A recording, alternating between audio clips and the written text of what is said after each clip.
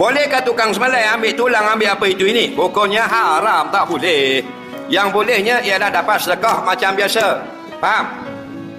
Sayyidina Ali kata, aku disuruh oleh Nabi untuk menguruskan unta korban Nabi atau hayawan korban Nabi. Dan dipesan kepada aku, jangan aku beri daging korban itu kepada tukang sembelih dan tukang lapah. Faham? Batulah 4 mazhab kata haram kita ambil daging-daging itu, beri upah kepada tukang petugas-petugas termasuk kerja menyembelih, melapah dan sebagainya. Faham? Tak boleh, haram. Dan macam mana tak mau haram?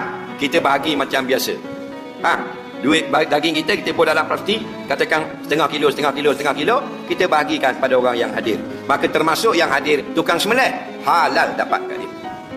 Termasuk yang hadir petugas, halal kita bagi. Yang tak boleh, bagi itu atas nama kerana dia datang bertugas, maka jadilah upah pada makna hukumnya.